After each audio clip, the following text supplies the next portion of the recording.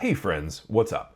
Phillip here with Points with Phillip, and I'm actually talking to you about the one American Express card that I can confidently say I will never get.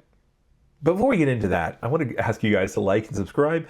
Doing that helps me and YouTube know that what I'm doing is helpful for people like you, and it also helps more people to watch this content. So, well, I really appreciate it. There's also a way for you to join the channel if you'd like to further support me. The base tier allows you access to members-only videos that are dropped once a week. And then the middle tier actually gets you early access to all my videos. And then the top level tier gets you access to special perks, like I can actually review your wallet, give you personalized credit card recommendations, and well, you can come visit me if you're ever in Orlando. Now that that's out of the way, let's get into, well, the American Express Business Prime Card and why I'm never going to get it. So, what is this card? So this card gets 5% cash back or 90-day interest-free terms from Amazon purchases when you have the Amazon Prime system. Now, that it does come with a cap of $120,000 in spend every year.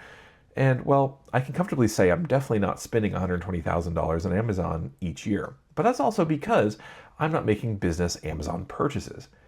My business purchases tend to be more software design and things like that, and maybe the odd thumbnail designer as well. Now, you also get 2% cash back at dining, gas stations, wireless phone providers, and then you get 1% back on everything else.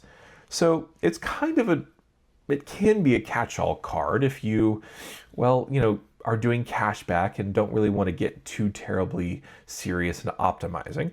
And perhaps more importantly, this card comes with no annual fee, which is also really nice, especially for American Express, because, well, those seem to be more and more fleeting. Now, this does currently have a sign-up bonus of $125. Now, that comes in the form of an Amazon gift card, which you actually get immediately upon approval for the card. So if you are someone who's looking to get this card, say, to subsidize your Amazon Prime Day shopping, well, this is also a really good option.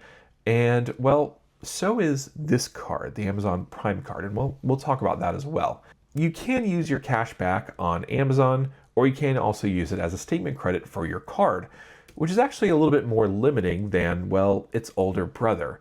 And honestly, that's important to talk about. So we're actually talking about the American Express Business Prime card, but the reason why I won't get it is probably because I already have Prime Visa through Chase. So this card has no annual fee as well, but the benefits of this card, you get the 5% back when you have Prime, and that's very similar to the Business Prime card as well. If you don't have Prime though, you can get 3% cash back on all Amazon purchases with this, which is kind of nice. Now, this card gets 2% back on dining, gas, transit, and commuting purchases, which means that if you're doing Ubers and things like that, 2% cash back, not too bad.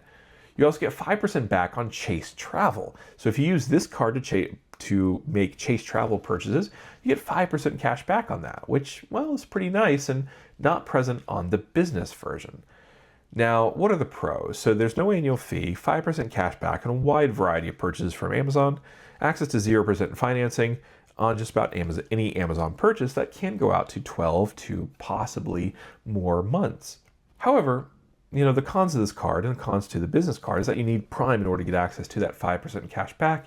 And the only catch-all category is 1%, which kind of is bad, right? However, this one has a higher sign-up bonus of $200. And normally it's about $150. And that comes in the form of an Amazon gift card as well. So this one kind of also has access to higher sign-up bonuses, in addition to having kind of more access to, well, better financing terms and things like that.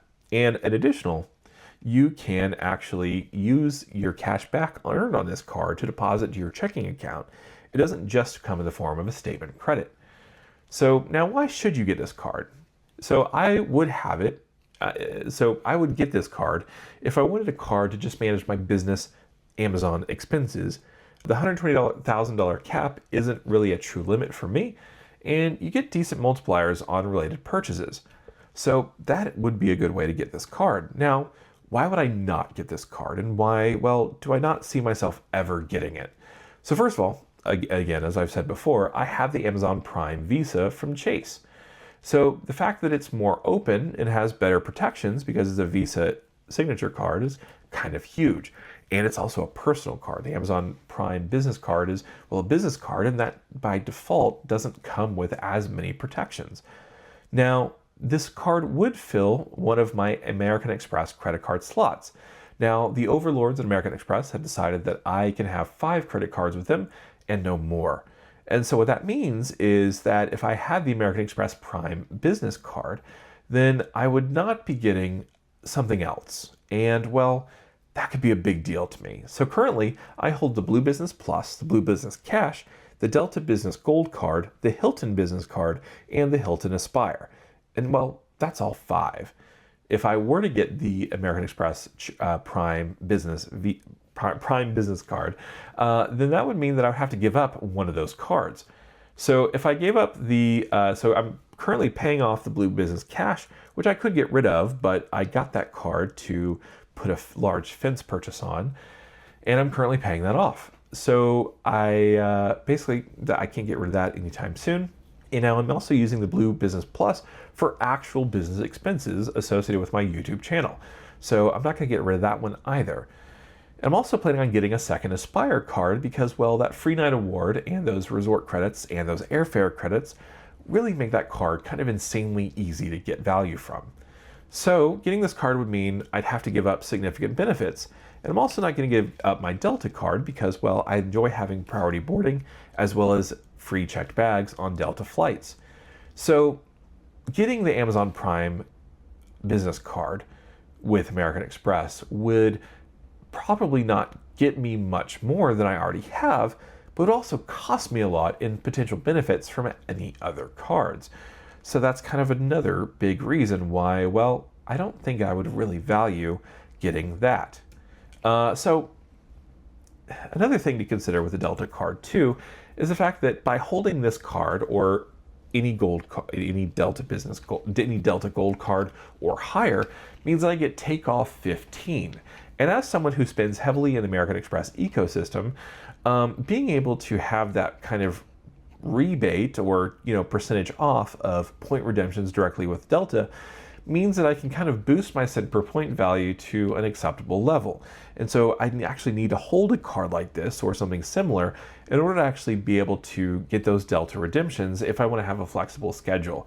So it's important to note that if I wanted to, I could find award availability through Delta or for Delta through Virgin Atlantic or Air France, and that could come with free checked bags, although it's possible it doesn't.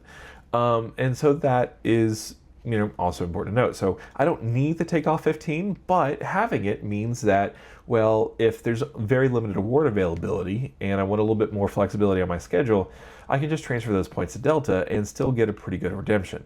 So that's kind of important too. Additionally, the Delta Stays credit on this card is $150 each year, which can kind of substantially subsidize that annual fee. So that's a big deal as well. So again, this is one of those cards that I kind of have to have. So what happens if I give up my Aspire card? So first of all, I'd have to give up Diamond status with Hilton. And well, that's kind of intense. I really enjoy having that lounge access internationally, as well as those free breakfasts and other credits. Now, that also would mean that I would give up 14 points per dollar on Hilton stays, which is kind of a big deal as well. In addition, I'd have to give up that $200 in airfare credit each year and the $400 in Hilton Resort credits each year. And then, and most importantly, I'd have to give up that free night certificate as well, which doesn't really have a point cap, unlike with Marriott cards. So here's the thing, the Amazon Prime business card is a good card. It's very solid. But American Express rules kind of weaken the proposition here. It doesn't really give me anything that I can't get anywhere else, but it can severely hinder my ability to get real-world, very substantial benefits by holding other cards. So, plus the personal Visa with Chase is just a little bit more powerful. And because it also includes Whole Foods purchases as well, and it also has those personal credit card protections, which can kind of make a difference. So between all those things, this essentially becomes, well, it's a solid card. And I don't fault anyone for getting it, but I definitely will never be getting this card. Anyway, thanks so much for listening. Let me know in the comment section below what you think about this card and if you would get it. And well, anyway, thanks so much for watching, and I can't wait to see you guys again. Until next time.